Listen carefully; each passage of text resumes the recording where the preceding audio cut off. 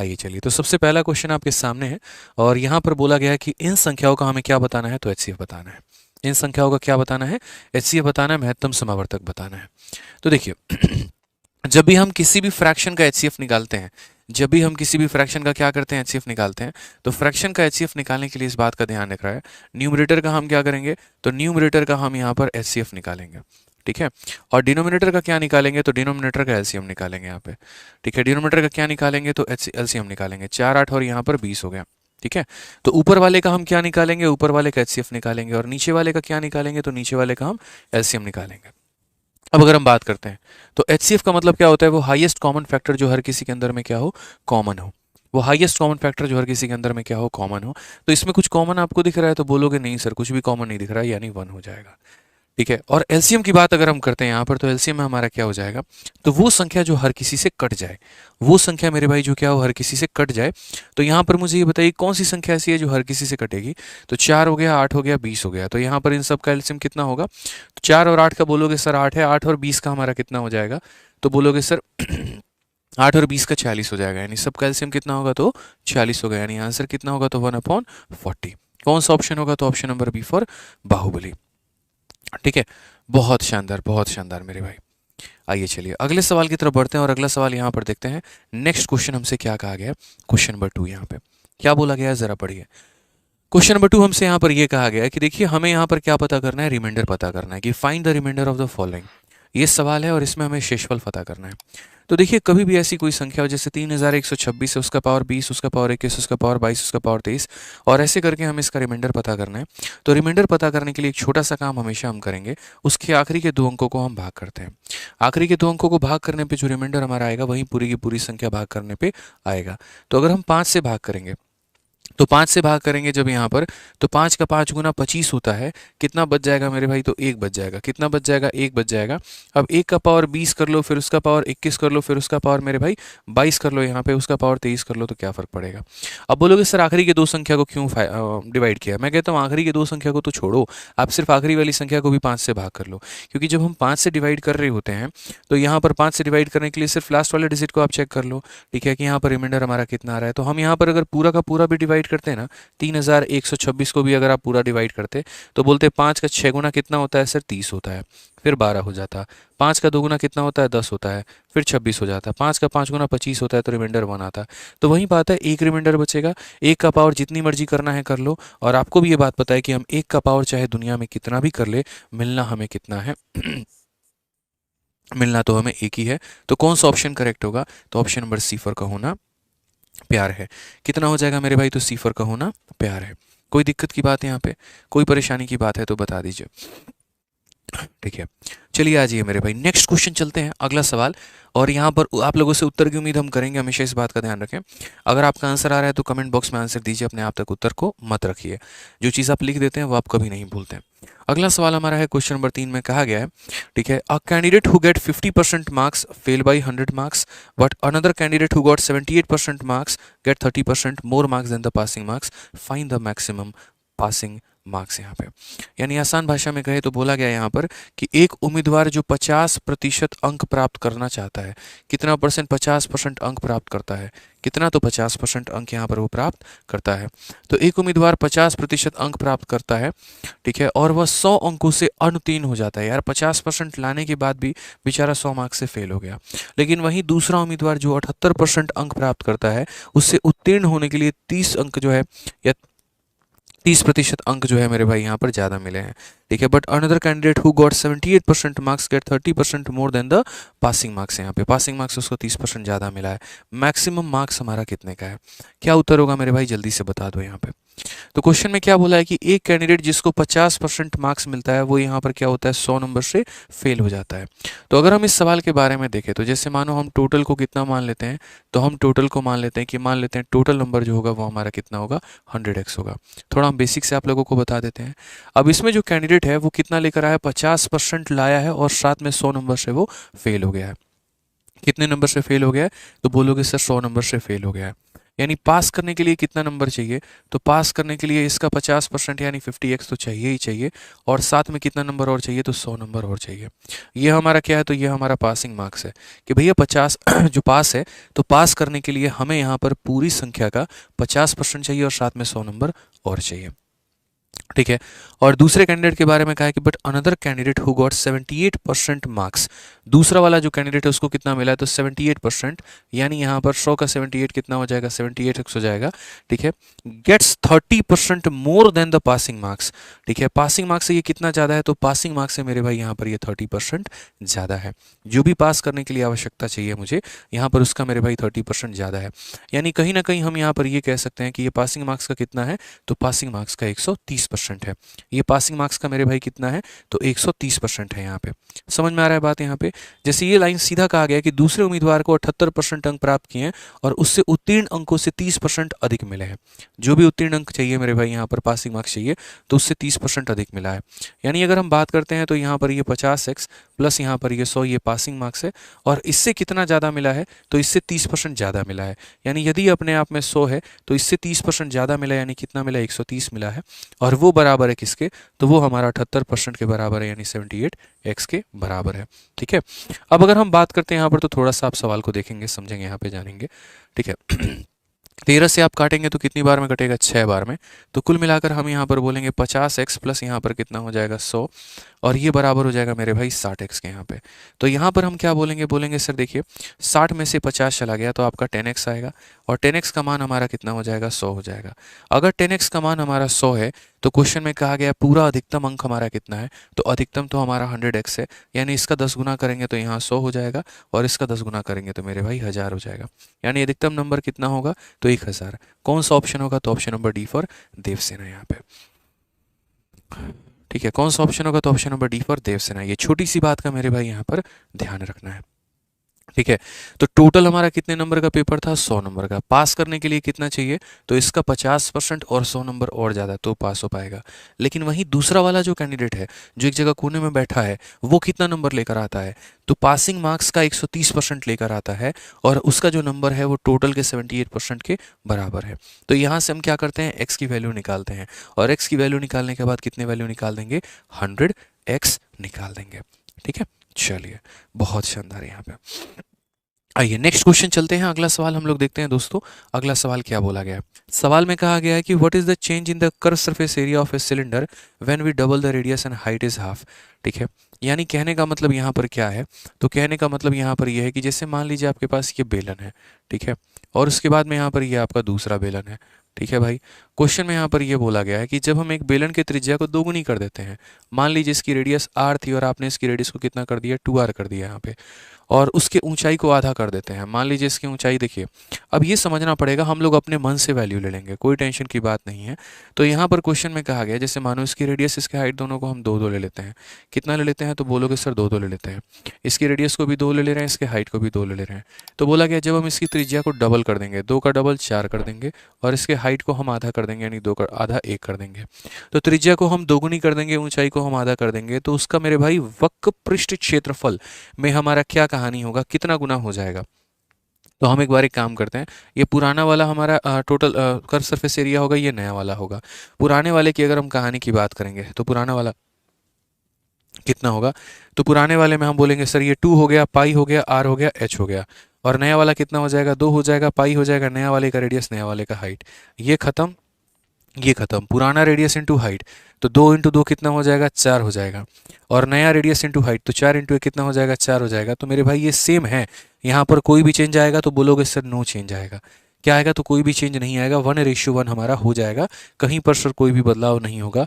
अगर मानो 1:2 रहता तो डबल हो गया, 1:3 रहता तो 3 गुना हो गया, बट यहाँ तो सर कोई चेंज है ही नहीं।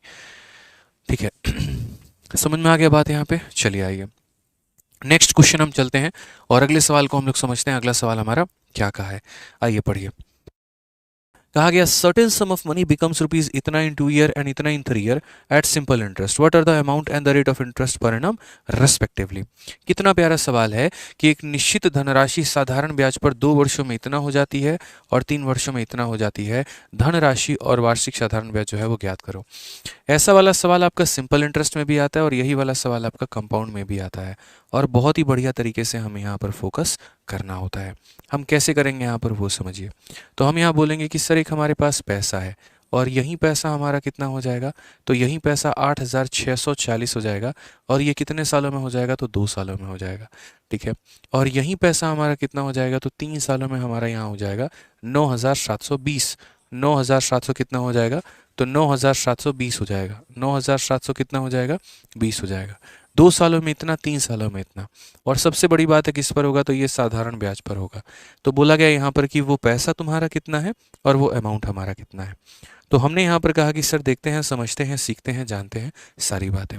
साधारण ब्याज एक ऐसी चीज़ होती है जिसका प्रत्येक साल का ब्याज हमारा क्या होता है, तो बोलेंगे सर जिसका प्रत्येक साल का ब्याज हमारा बराबर होता है। हर साल का जो ब्याज रहता है ना, वो मेरे भाई बराबर होता है प्रत्येक साल का, ठीक है। तो अगर हम बात करते हैं यहाँ पर, तो देखो ये गैप हमारा कितने का है, तो गैप हमारा 1 साल का है, और 1 साल में हमें कितने का ब्याज मिला है, तो इसमें से इसको माइनस करके देखो। तो इसमें से इसको माइनस करके देखो तो 360 हो गया, 720 हो गया, यानी 1,080। तो 1 साल में हमें ब्याज कितना मिला है, तो 1,080 का ब्याज मिला है। 1 साल का हमें ब्याज कितना मिला है, तो 1,080 का ब्याज मिला है। अब 1 साल में 1,080 का ब्याज मिला है, तो 2 सालों में हमें कितने का ब्याज मिलेगा, तो 2160 का ब्याज मिलेगा। कितने का ब्याज मिलेगा, तो 2160 का ब्याज मिलेगा। तो इस हिसाब से जो हमारी प्रिंसिपल है, तो वो हमारी प्रिंसिपल कितनी होगी, इसमें से हम इसे घटा देंगे, तो वैल्यू हमारी कितनी हो जाएगी, तो हम बोलेंगे सर यहाँ पर, ठीक है, वैल्यू हमारी कितनी हो जाएगी, तो बोलेंगे 0 14 से 8 गया, 5 से 1 4, और ये हमारा 6,480। तो यहाँ पर 6,480 कौन सा ऑप्शन में दिख रहा है, तो 2 ऑप्शन में दिख रहा है। बट यहाँ इंपॉर्टेंट क्या है, सिर्फ पैसा निकालना नहीं है, रेट भी निकालना इंपॉर्टेंट है।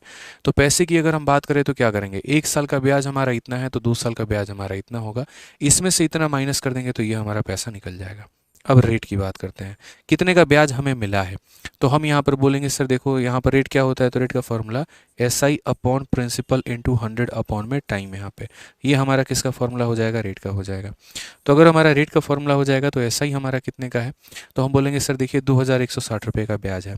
ये ब्याज हमारा किसके ऊपर में है, तो 6,480 के रुपये में है, ठीक है। इंटू हमारा कितना हो जाएगा, तो 100 हो जाएगा, और बट्टे में कितना हो जाएगा, तो टाइम। टाइम हमारा कितना है, तो 2 साल हो जाएगा, ये ध्यान रखिए, ठीक है। ये हमारा यहाँ से वैल्यू हो जाएगा। अगर हम बात करते हैं तो 0 से हमारा 0 खत्म हो गया। अब 216 से अगर आप काटोगे तो ये आपका 3 बार में कटेगा मेरे भाई, ठीक है।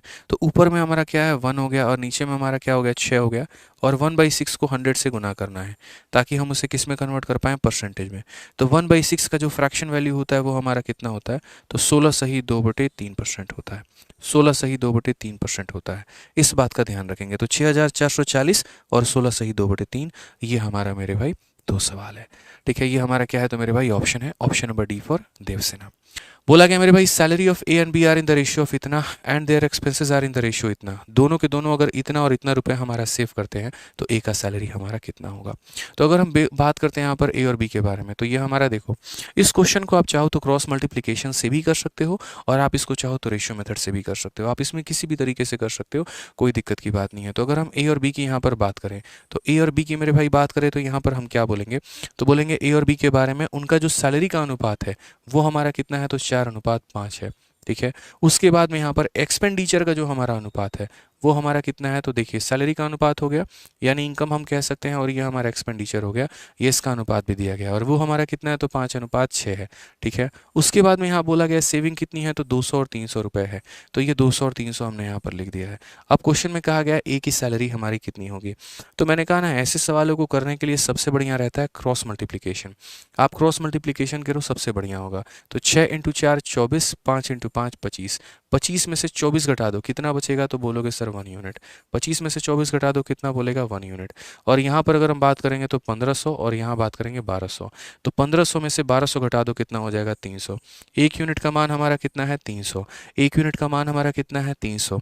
अगर 1 यूनिट का मान दोस्तों हमारा 300 है, तो आप मुझे यहाँ पर ये बताओ, ये हमारा ए का सैलरी कितना यूनिट है, 4 यूनिट है, तो यहाँ पर 4 यूनिट का मान कितना होगा, तो 4 यूनिट का मान हमारा 1200 हो जाएगा, यानी ये की तनख्वाह कितनी हो जाएगी, 1200। कौन सा ऑप्शन है, तो ऑप्शन नंबर सी फॉर का होना प्यार है। तो अक्सर ऐसे सवाल हमारे आ रहे होते हैं जहाँ पर दो लोगों के कमाने की अनुपात दे दी जाती है, खर्चों का अनुपात दे दिया जाता है, सेविंग रुपए में दे दिया जाता है और बोला जाता है बताओ उनकी कमाई कितनी थी। तो जो भी मेरे भाई यहाँ पर कमाई थी हम बड़े आसान भाषा में कह सकते हैं कि सर यहाँ पर 24 में से 25 मतलब 25 यूनिट 24 यूनिट यानी 1 यूनिट की जो वैल्यू है वो 1500 में से 1200 या 300 के बराबर है। तो 1 यूनिट का मान हमारा इतना है, तो 4 यूनिट का मान हमारा कितना होगा, 1200 होगा। ठीक है, आइए चलिए नेक्स्ट क्वेश्चन 7 नंबर देखते हैं इसका उत्तर कितने बच्चे मेरे भाई दे पाते हैं। चलो फटाफट आ जाओ और आंसर दो।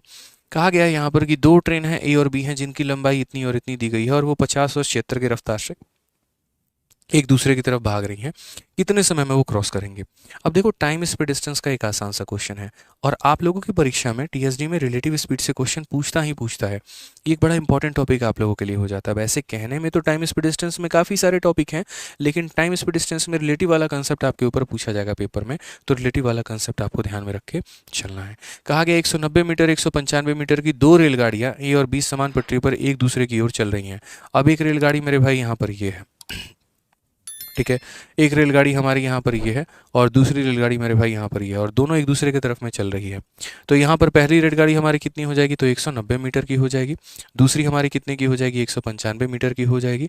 कितने कितने की रफ्तार से चल रही है, तो एक हमारी 50 किलोमीटर प्रति घंटे की रफ्तार से चल रही है और दूसरी हमारी कितने से चल रही है, तो 76 किलोमीटर प्रति घंटे की रफ्तार से चल रही है।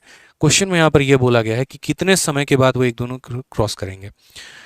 ठीक है, तो याद रखना हमेशा कि टाइम का फॉर्मूला क्या होता है, तो टाइम बराबर क्या होता है, तो टाइम बराबर डिस्टेंस अपॉन स्पीड होता है। कितना होता है मेरे भाई, तो डिस्टेंस अपॉन स्पीड होता है। अब जब ये एक दूसरे को क्रॉस करेंगे, जब ये एक दूसरे को मेरे भाई यहाँ पर क्रॉस करेंगे, तो मुझे यहाँ पर ये बताओ इनका जो डिस्टेंस होगा वो यहाँ पर क्या होगा। तो डिस्टेंस में अगर बीच में कोई डिस्टेंस नहीं दिया गया है तो हम बीच की दूरी को नहीं लेते हैं, फिर हम ऐसे मान के चलते हैं कि ये दोनों एक दूसरे के पास में थे और तब इन्हें क्रॉस करना था। तो डिस्टेंस की जगह पे हम दोनों का लेंथ लेंगे, तो दोनों का लेंथ लेंगे तो हमारा दोनों का लेंथ कितना हो जाएगा, 385। और स्पीड की जगह पे क्या लेंगे, तो जब दो गाड़ियाँ आमने सामने आती हैं तो रिलेटिव स्पीड जोड़ दिया जाता है और जब मेरे भाई सेम डायरेक्शन में जाती हैं तो स्पीड घटा दिया जाता है। अपोजिट डायरेक्शन है तो स्पीड को क्या करेंगे, जोड़ देंगे। तो यहाँ पर अगर हम जोड़ेंगे तो हमारा कितना हो जाएगा, 7 5 12 126। और यहाँ पर क्या करेंगे तो बोलेंगे सर ये किलोमीटर पर आवर है, मीटर पर सेकंड में बदलो, यानी 5/18 में बदलो यहाँ पे। ठीक है, कितने में बदलो, तो 5/18 में बदलो। 18 से काटेंगे तो कितनी बार में कटेगा, 7 बार में। ठीक है, 7 और 5 35 है मेरे भाई, तो 35 का 1 गुना 35, 35 का 1 गुना 35, यानी कुल मिलाकर यहाँ 11 सेकंड आएगा और वो हमारा क्या होगा, तो करेक्ट आंसर हो जाएगा option number D for Devasena. अच्छा चलिए, एक छोटी सी बात का यहाँ पर जो है वो ध्यान रखिएगा आप लोग। ये क्वेश्चन है हमारा, मानो ठीक है। सिंप्लीफिकेशन में क्या होता है कि सिंप्लीफिकेशन में थोड़ा सा डेली आपको ध्यान लेके चलना है। कई बार बच्चे इसमें जल्दीबाजी में गलती कर बैठते हैं, आप गलती नहीं करेंगे। सिंप्लीफिकेशन के 1 से 2 सवाल आपके पेपर में आपको देखने को मिलने वाले हैं। ठीक है, हर एक छोटी छोटी बात का ध्यान रखिएगा कि सिंप्लीफिकेशन में से किसी भी सवाल को हम लोग किससे हल करते हैं, तो हम लोग बॉडमास के नियम से हल करते हैं। और बॉडमास के पहले क्या रहता है, वी रहता है। पहले विनिकुलम हो गया, ब्रैकेट हो गया, of, division, multiplication, addition, subtraction यहाँ पे। तो अगर हम बात करेंगे तो पहले विनिकुलम यहाँ पे, तो पहले यहाँ पर जिसके ऊपर में बार लगा उसे हल करते हैं। तो 6 - 4 हमारा कितना हो जाएगा, 3 हो जाएगा। 6 - 3 हमारा कितना हो जाएगा, 3 हो जाएगा। सॉरी, तो यहाँ पर हम बात करते हैं तो सर 6 - 4 हमारा 3 हो जाएगा। अब यहाँ पर ये 6 - 3 हमारा 3 हो जाएगा। ठीक है, तो यहीं पर सॉल्व करते चलो मेरे भाई। यहाँ पर ये कितना हो जाएगा, तो बोलोगे सर 3। अब यहाँ पर समझना मेरी बात को, 6 - 4 हमारा 2 हो गया। ठीक है, उसके बाद में यहाँ पर जो है 6 - 4 3 नहीं होगा, ये पता नहीं मैं क्या लिख रहा था, छोड़ दो उसको, हटाओ। 6 - 4 हमारा 2 होगा, 6 - 2 हमारा 4 हो जाएगा, 10 - 4 हमारा 6 हो जाएगा, 20 - 6 हमारा 14 हो जाएगा और 72 में से हमारा 14 गया तो कितना हो जाएगा मेरे भाई, तो 58 हो जाएगा। कौन सा ऑप्शन होगा, तो ऑप्शन नंबर ए जो है बिल्कुल सही उत्तर है। इस बात का ध्यान रखिए। ठीक है, अगला सवाल यहाँ पे क्या कहा गया, पढ़िए। बोला गया है यहाँ पर the profit percentage made on an item for sold for rupees इतना is equal to the loss percentage made on selling the same item for इतना। What should be the what should be the item be sold in order to make a 25% profit. ऐसा सवाल मेरे भाई यहाँ पर जो है पेपर में पूछा जाता है कि यदि आप किसी वस्तु को इतने रुपए में बेचते हैं तो उस पर हुआ लाभ प्रतिशत उसी वस्तु के इतने रुपए में बेचने पर हुए हानि प्रतिशत के बराबर है। तो 25% लाभ कमाने के लिए वस्तु को किस कीमत पर बेचा जाना चाहिए, यानी हमारा क्या बराबर है, तो हमारा प्रॉफिट का जो परसेंट है वो हमारे लॉस के परसेंट के बराबर है। अब प्रॉफिट परसेंट को हम कैसे लिखेंगे, तो बोलोगे sir profit upon CP into कितना हो जाएगा 100। और लॉस परसेंटेज को कैसे लिखोगे, तो लॉस अपॉन सीपी इंटू मेरे भाई होगा 100। अब सीपी दोनों आर्टिकल का सेम होगा, 100 हमारा सेम होगा, यानी प्रॉफिट बराबर लॉस। यानी कहीं ना कहीं हम यहाँ पर ये कह सकते हैं कि जब हम किसी वस्तु को ना ही लाभ और ना ही हानि पर बेचते हैं, तो यानी पहले में जितना हमने रुपए का लाभ कमाया है दूसरे पर हमें उतने ही रुपए का लॉस होता है। ठीक है, तो इसे हम किस तरीके से बयान करेंगे, तो इसे हम ऐसे कहेंगे कि जैसे मानो कोई प्रॉफिट है या कोई वस्तु हमारा सीपी है, यहाँ पे हमने जब इस वस्तु को 1920 रुपये में बेचा तो हमें क्या हुआ मेरे भाई, तो लाभ हुआ, प्रॉफिट हुआ यहाँ पे। ठीक है, और जब हमने इस वस्तु को यहाँ पर कितने बेचा 1280 में, तो हमें यहाँ पर क्या हुआ, तो लॉस हुआ। ये प्रॉफिट और ये लॉस हमारा बराबर है, तो ये प्रॉफिट और ये लॉस हमारा बराबर है, यानी रेशियो हमारा कितने का होगा, तो 1:1 का होगा। ठीक है, कितने का होगा, तो 1:1 का होगा। हालांकि सीपी निकालना है, दोनों को जोड़ के आधा कर दो तो सीपी निकल जाएगा। ये सिंपल सा ट्रिक होता है, लेकिन हम आपको पूरा कंसेप्ट पढ़ाएंगे। तो मेरा यहाँ पर ये कहना है जितने का लॉस है उतने का प्रॉफिट है, यानी 2 यूनिट में। तो इनका जो गैप भी बटेगा ना, वो भी 2 यूनिट में बटेगा। कितने बटेगा मेरे भाई, 2 यूनिट में। बिल्कुल बटरफ्लाई कंसेप्ट हम लोग इसके अंदर में लगाने वाले हैं। तो हमारा कितना हो जाएगा मेरे भाई, तो बोलेंगे सर 640। इनके बीच में जो हमारा गैप है 640, तो हम यहाँ पर क्या बोलेंगे, तो हम बोलेंगे सर ये जो गैप है हमारा कितने का है, 640 का है। 2 यूनिट का मान कितना है, 640। 2 यूनिट का जो मान है हमारा वो कितना है, तो 640 है। तो 1 यूनिट का मान हमारा कितना होगा, 320 होगा। 1 यूनिट का मान कितना होगा, 320। या तो इसमें 320 जोड़ दो तो सीपी निकल जाएगा, या 320 इसमें घटा दो तो सीपी निकल जाएगा। यानी सीपी की अगर हम बात करें, इसमें से 320 घटा दीजिए तो बोलेंगे सर 1920 में से 320 घटा दीजिए, सीधा सीधा कितना निकल जाएगा, 1600। और हालांकि मैंने आपको ट्रिक भी बताया था कि जब आपका प्रॉफिट और जब आपका लॉस बराबर होता है, अगर आपको मेरे भाई सीपी निकालना है तो आप यहाँ पर इतना काम मत करो। अगर जैसे मैं आपकी जगह पर होता, मैं थोड़ा परिपक्व होता, चीज़ों को पहले से जानता हूँ, समझता हूँ यहाँ पे, तो हम यहाँ पर ये काम कर सकते थे कि भैया सीपी निकालने के लिए स्पेशली एक कंडीशन पे, व्हेन पी बराबर एल, तो यहाँ पर क्या करते हैं, दोनों को जोड़ के आधा कर देते हैं। तो 1920 और 1280 को जोड़कर आधा कर दो, कितना हो जाएगा, 19 और 12, तुम्हारा ये 20 ले लो तो ये तुम्हारा 1300, और कितना हो जाएगा मेरे भाई, या ऐसे 80 को दे दो तो 2000, 3200, 3200 का आधा कितना, तो 1600, सीधा सीधा सीपी निकल जाता। तो ये एक ही कंडीशन पे होता है, जब तुम्हारा सीपी बराबर, जब तुम्हारा प्रॉफिट बराबर लॉस हो। हालांकि अभी आपने क्या निकाला है, तो सिर्फ और सिर्फ आपने सीपी निकाला है। अब सीपी निकाला है तो बोला गया 25% का लाभ कमाने के लिए कितनी कीमत पर बेचा जाना चाहिए, यानी इसका 1/4 जोड़ दो इसके अंदर में तो 2000 आ जाएगा, बात खत्म। तो यहाँ पर हम कैसे निकालेंगे, एसपी कैसे निकालेंगे, तो बोलेंगे ये जो 1600 है सीपी है, यानी अपने आप में 100 का मान है, हमें एसपी निकालना है यानी 125 का मान निकालना है। तो हमारा कितना आ जाएगा मेरे भाई, 2000 निकल के चला आएगा। ठीक है, चलिए आ जाइए नेक्स्ट मेरे भाई, चलते हैं अगले सवाल पे, देखते हैं क्वेश्चन नंबर 12 हमसे क्या कहा है, पढ़िए ज़रा। ठीक है, क्वेश्चन नंबर 12 में क्या बोला है, बोला है the inradius of a triangle is 8 centimetre, sum of length of the side is 60, area of a triangle. आज ये ऑफलाइन में हम ज्योमेट्री पढ़ा रहे थे और तभी हमने कहा भी कि कई बार छोटी छोटी चीज़ों के ऊपर में सवाल पूछा जाता है पेपर में, और वो छोटी छोटी बातें जो हैं वो आपको ध्यान में रख के चलनी है। वो छोटी छोटी बातें क्या हैं, तो जैसे मान लीजिए कि यहाँ पर ये सवाल जो है ये इन रेडियस के ऊपर में पूछा गया है। अब इन रेडियस का एक सिंपल सा फॉर्मूला होता है और वो होता है R/S बराबर T यहाँ पे। यानी अगर हम बात करते हैं तो इन रेडियस, और इन रेडियस हमारा कितना है, तो 8 है। ये एस का मतलब सेमी पेरीमीटर, यानी पेरीमीटर का आधा, तो पेरीमीटर हमारा कितना है, 60 है, तो उसका आधा कितना हो जाएगा, तो उसका आधा 30 हो जाएगा। और यहाँ पर ट्रायंगल, ट्रायंगल का मतलब ये एरिया के बराबर है, तो एरिया कितना हो जाएगा, 8 तिरके 24, यानी कितना, 240। कितना हो जाएगा मेरे भाई, तो 240 यहाँ पे। ठीक है, ऋषभ राजपूत क्या गलत करा दिया, आप तब से लिखे जा रहे हैं क्वेश्चन गलत करा दिया, गलत करा दिया, गलत करा दिया। कोई गलत नहीं कराया मेरे भाई, आप थोड़ा एक बार और चेक कर लो। ठीक है, हाँ जी, चलिए क्वेश्चन नंबर 13 देखिए, यहाँ पर क्या कहा गया है, बोला गया यहाँ पर इतना परसेंट ऑफ इतना बराबर इतना परसेंट ऑफ इतना, तो यहाँ पर y is what percentage of x, y हमारा x का कितना परसेंट है ये हमसे कहा गया। ऐसे सवालों को भी हम लोग जो है बहुत तरीके से हैंडल कर सकते हैं। और कैसे कर सकते हैं समझो, जब भी सवाल में बोले ये वाला इसके बराबर में है, तो देखो आप यहाँ पर परसेंट से परसेंट को ख़त्म कर सकते हो। 5 से काटोगे तो 17 बार में, और 5 से काटोगे तो 7 बार में। अब यहाँ देखो तो मल्टीप्लाई करोगे तो 17 × x 17x हो जाएगा, 17 × y 17y। वहां पर 7 × x 7x हो जाएगा, 7 × y 7y हो जाएगा। ठीक है, 17 में से 7 गया तो मेरे भाई 10x हो जाएगा, और ये 17 हमारा 7 गया तो मेरे भाई 24y हो जाएगा। ठीक है, 2 से काटेंगे 5 बार में, 2 से काटेंगे 12 बार में, तो x/y का जो मान है वो हमारा किसके बराबर में है, 12/5 के। किसके बराबर में है, तो 12/5 के। किसके बराबर में है, तो 12/5 के। बोला गया then y is what percentage of x, यहाँ पे y हमारा x का कितना परसेंट है। तो अब आप मुझे बताओ, ये वैल्यू के बारे में पूछा गया है, ये 5, ये x का कितना परसेंट है। तो 5 हमारा 12 का कितना परसेंट है, तो क्या बोलेंगे, 5/12 इंटू कितना, 100। यानी जिसकी तुलना की जाती है वो ऊपर, जिससे तुलना की जाती है वो नीचे, और इंटू हम क्या करेंगे, तो 100 करेंगे यहाँ पे। ठीक है, 4 से काटेंगे 3 बार में, 4 से काटेंगे 25 बार में, तो आंसर हमारा कितना होगा, 125/3 यहाँ पे। ठीक है, अगर हम काटेंगे 3 का 4 गुना 12, 3 का 1 गुना 3, 2 बच जाएगा, तो 41 सही 2/3%। 41 सही 2/3%। क्लियर है ये बात, यहाँ पे कोई दिक्कत की बात है, कोई परेशानी की बात है तो बताओ।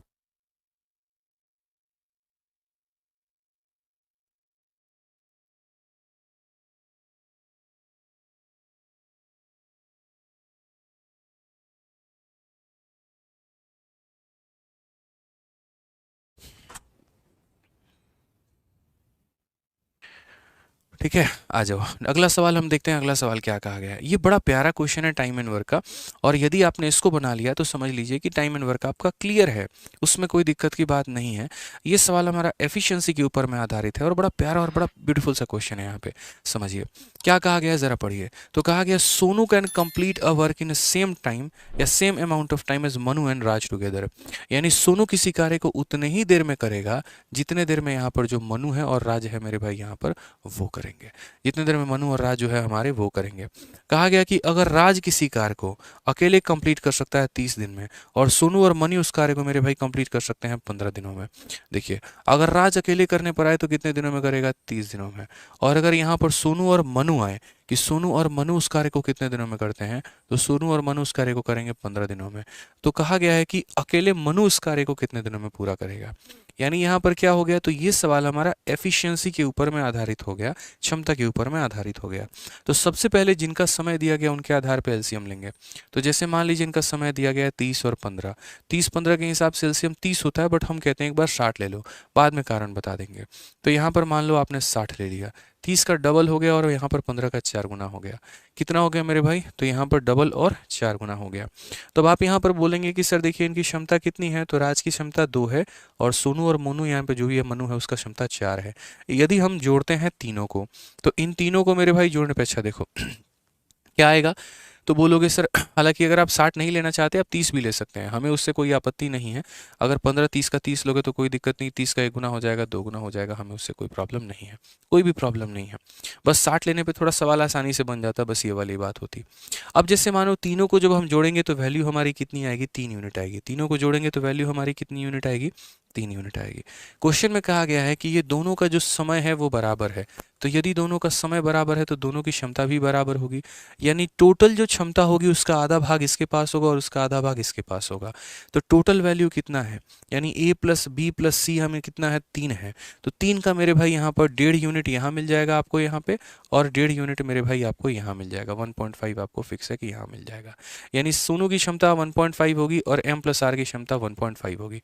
अब m प्लस आर में मेरे भाई 1.5 होगी, और उसमें आपको ये बात समझना पड़ेगा मेरे भाई, यहाँ पे बहुत तरीके से ये बात आपको जाननी पड़ेगी कि आर आर की अकेले की वैल्यू 1 है, तो आर आर की अकेले की वैल्यू 1 है, टोटल की वैल्यू 1.5 है, तो एम की वैल्यू कितनी होगी, 0.5 होगी। एम की वैल्यू मेरे भाई कितनी होगी, तो 0.5 होगी। यहाँ पे फिर से रिपीट कर देते हैं, फिर से समझ लीजिए। ये टोटल हमारा 3 है, तो ये हमारा 1.5 और 1.5 हो जाएगा। उस 1.5 में हमारा ये 1 है, तो ये हमारा कितना हो जाएगा, 0.5 हो जाएगा। ठीक है, अब आ जाइए। तो कहा गया मनु इस कार्य को कितने दिनों में करेगा, तो टाइम टेकन बाई मनु बराबर टोटल वर्क हमारा कितना है, तो 30 है, और क्षमता हमारी कितनी है, तो क्षमता हमारी 0.5 है। तो अगर हम इसको हटाते हैं तो यहाँ कितना चला जाएगा, 10, 5 से काटेंगे 2 बार में, उत्तर हमारा आ जाएगा 60। यानी कितने दिनों में काम कंप्लीट होगा, तो बोलेंगे सर 60 दिनों में। ठीक है, बहुत शानदार। कितने दिनों में कंप्लीट होगा मेरे भाई, तो 60 दिनों में। आ जाओ, चलो नेक्स्ट क्वेश्चन देखते हैं यहाँ पे। अगला सवाल 15 नंबर, टाइम स्पीड डिस्टेंस का एक ऐसा सवाल जो कि है काफ़ी कम समय के अंदर में, और इसको काफ़ी कम एक मतलब एक छोटे से शॉर्ट ट्रिक के साथ में बनाया जा सकता है, लेकिन कई बार पेपर में ये आ जाता है। सर क्लास डेली होती है? हाँ जी, रोज़ रात 8:30 बजे मेरे भाई क्लास होती है, और आप लाइव रह सकते हैं रोज़ रात 8:30 बजे। वीडियो पसंद आते रहे तो आप लोग वीडियो को लाइक करते रहेंगे, लाइक में कहीं पर भी कोई भी कमी नहीं रहनी चाहिए, ध्यान रखिए अपना, ठीक है। आ जाओ। कहा गया है कि द स्पीड ऑफ बस minus the stoppage time is 60। ये नहीं है मेरे भाई, किसी बस की चाल ठहराव के समय को घटाकर 60 किलोमीटर प्रति घंटा और ठहराव के समय को मिलाकर इतना है, तो बस प्रति घंटा कितने मिनट रुकेगी। यानी यहाँ पर हम एक तरीके से देखिए, थोड़ा इसका ट्रांसलेशन गलत हुआ है, हम ऐसे समझा देते हैं कि ये सवाल क्या होता है। ये सवाल ऐसा होता है कि यदि जैसे मानो कोई बस है, यदि बिना रुके चले, बिना स्टॉपेज पर रुके, कोई बस स्टैंड पर वो रुकी नहीं रही है, भागे जा रही है, भागे जा रही है, भागे जा रही है, तो बिना रुके चल रही है, तो रफ्तार कितने की है? 60 किलोमीटर प्रति घंटा। और यदि वह रुक रुक के चल रही है, रुक रुक, ठीक है, तो अगर मेरे भाई यहाँ पर जो है रुक रुक के चल रही है, तो वो हमारा कितना चलेगा? तो 42 किलोमीटर प्रति घंटा चलेगा। यहाँ पे कितना चलेगा? तो 42 किलोमीटर प्रति घंटा चलेगा। तो बिना रुके चलेगी तो 60 के, और रुक रुक के चलेगी तो कितने के मेरे भाई? तो 42 के। तो क्वेश्चन में कहा गया for how many minute that the bus stop per hour, तो बस हमारा कितने देर का रुका होगा?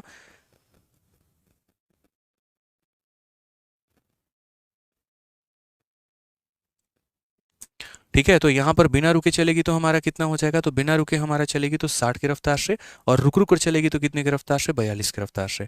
तो क्वेश्चन में कहा गया how many minute does the bus stop per hour, प्रति घंटे बस हमारी कितनी देर के लिए रुक रही है। तो प्रति घंटे की अगर हम बात करते हैं तो देखिए यहाँ पर ऐसे सवालों को हम कैसे बनाएंगे वो समझिएगा। तो अगर हम बात करते हैं तो बिना रुके चलेगी 60 के, और रुक कर चलेगी 42 का, तो पर आवर यहाँ कितना देर रुकेगी? तो हम बोलेंगे सर देखिए यहाँ पर रुक कितने देर के लिए रही है, तो इसका सीधा सीधा हमारा ट्रिक होता है। और यहाँ पर ट्रिक क्या होता है? तो हम बोलेंगे सर देखो माइनस करो, तो माइनस करोगे तो कितना आ जाएगा? 18, डिवाइडेड बाई कितना हो जाएगा यहाँ पर? टोटल, और इंटू कितना हो जाएगा मेरे भाई? जल्दी से बता दीजिए। इंटू हम कितना से करेंगे? तो बोलेंगे सर यहाँ पर 60 से करेंगे।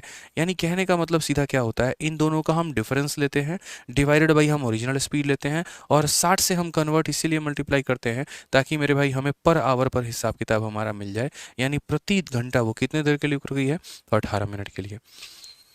ठीक है, प्रति घंटा मेरे भाई यहाँ पर कितने देर के लिए रुक रही है? तो 18 मिनट के लिए। तो ये छोटी सी बात का हमें ध्यान रखना है, इतने का हमारा डिफरेंस है, बट्टे में टोटल इंटू कितना हो जाएगा? 60।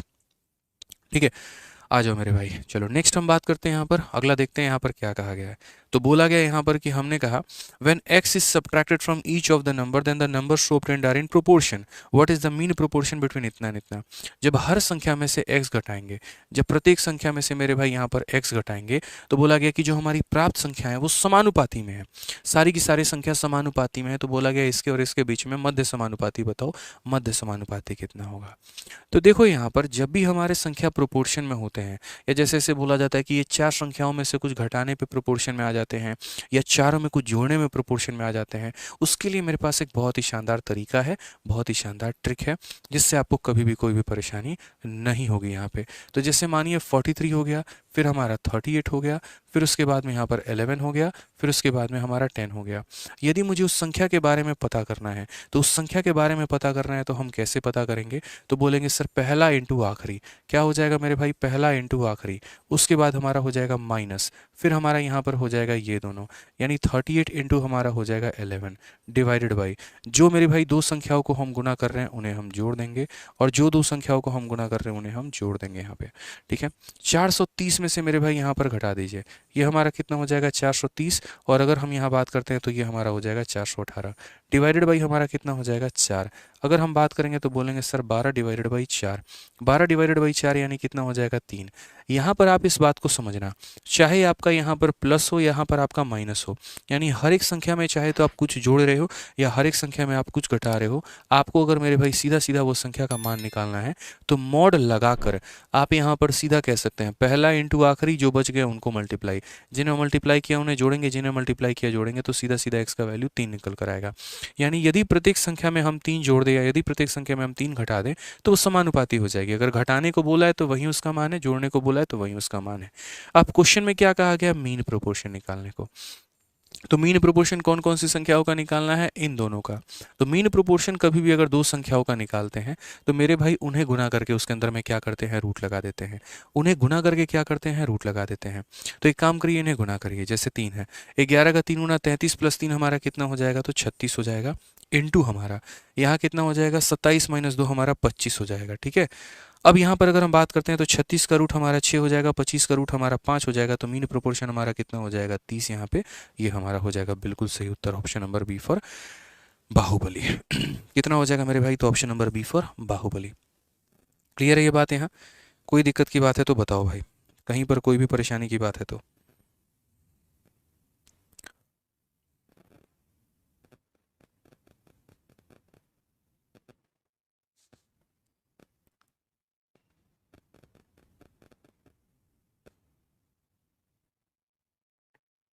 हो गया भाई? चलिए, बहुत शानदार। अब देखिए, काफ़ी बच्चे जो हैं बैच के बारे में पूछ रहे हैं, तो देख लीजिए बैच के बारे में हम आपको दो बातें बताते हैं। ठीक है, तो अगर आप भारत में किसी भी प्रतियोगिता की एग्ज़ाम की तैयारी कर रहे हैं, जैसे अभी बहुत सारे बच्चे ऐसे हैं जो जीडी का पेपर देंगे, लेकिन आगे चल के एमटीएस का पेपर भी देंगे, सीएचएसएल का पेपर देंगे, सीजीएल का पेपर देंगे, और उनकी भी तैयारी करनी होगी। ठीक है, तो उनके लिए सबसे बेस्ट मैं एक बात बोलूँगा यहाँ पर कि एक ही बैच, मेरा अपना खुद का मैथ स्पेशल बैच है, और वो हमारा है मैथ्स का रिकॉर्डेड बैच। ठीक है, यदि आप शून्य से लेकर शिखर तक सारी बातें पढ़ना चाहते हैं, कंप्लीट मैथ पढ़ना चाहते हैं, तो आप हमारे मैथ्स रिकॉर्डेड बैच में जो है वो आप एनरोल कर सकते हैं। इस बैच की जो वैलिडिटी है वो हमारी लाइफ टाइम है, परेशान होने की ज़रूरत नहीं है, कभी वैलिडिटी इसकी ख़त्म नहीं होगी। जो मेरे तरीके अभी आपने देखे पढ़ाने को, उससे कई गुना बेहतर हमारे बैचेज़ में सारा होता है, और हर एक चैप्टर को, हर एक टॉपिक को बहुत ही डिटेल में मैं समझाता हूँ। परसेंटेज ही मात्र आपकी 20 से 25 क्लासेस में होंगी। इसी तरीके से करते कोई भी टॉपिक आपका मेरे भाई कम से कम 15 क्लास में तो आपको मिलेगा ही मिलेगा। हर टॉपिक का particularly classroom sheet, practice sheet, उसका टेस्ट, सब कुछ आपको इस एप्लीकेशन में मिलने वाला है। और इसकी फ़ीस हमारी 699 रुपये है। 4 अलग अलग जगह भटकने से बेहतर है कि एक जगह पर एक सिंगल कोर्स में आप एनरोल करें और अपने सिलेक्शन को सुनिश्चित करें। ठीक है, तो ये हमारा लाइव प्लस वीओडी बैच हमारा है, और ये सभी एग्जाम्स के लिए यूज़फुल होता है। यदि आप इस बैच में एनरोल करना चाहते हैं तो हमारा एप्लीकेशन आरजी विक्रमजीत एप्लीकेशन, आप इसे डाउनलोड करें और यहाँ से आप इसमें एनरोलमेंट कर सकते हैं। इसके लिए जो हमारी इंक्वायरी नंबर है वो हमारे ये इंक्वायरी नंबर है, आप इनमें फ़ोन करेंगे तो बाकी जानकारी आपको मिल जाएगी। और पिछली बार की तरह हम इसका भी जो है पूरा प्रिंटेबल पीडीएफ अपने टेलीग्राम पर डाल देंगे। हमारे दोनों टेलीग्राम पर पूरी की पूरी प्रिंटेबल पीडीएफ चली जाएगी, रैंकर्स गुरुकुल और मैथ्स भाई आदित्य रंजन, दोनों पर मेरे भाई पूरा प्रिंटेबल पीडीएफ आपको मिल जाएगा। ठीक है, तो आप यहाँ से मेरे भाई प्रिंटेबल पीडीएफ डाउनलोड कर लेना हर एक सेशन का, और बढ़िया तरीके से मेरे भाई हर एक सेशन को जो है पढ़ना अच्छे से। ठीक है, 2 मॉक टेस्ट हमने कराए हैं, दोनों के हर एक सवाल को लगा लीजिएगा। ये 50 सवालों में जो तरीका है मेरा बताने का वो पूरा समझिएगा आप लोग, और पेपर में कहीं पर भी कोई गलती नहीं करिएगा। इसके अलावा जो हमने आपको टिप्स दिए हैं तो वो टिप्स को भी फॉलो करिएगा कि हाँ भैया, इस तरीके से हम पेपर में अप्रोच करेंगे, इस तरीके से हम शुरू से पढ़ाई करेंगे। बाकी वीडियो कैसे लगी वो आप लोग कमेंट बॉक्स में ज़रूर बताना। ठीक है, मिलते हैं मेरे भाई आगे। बहुत बहुत धन्यवाद, थैंक यू।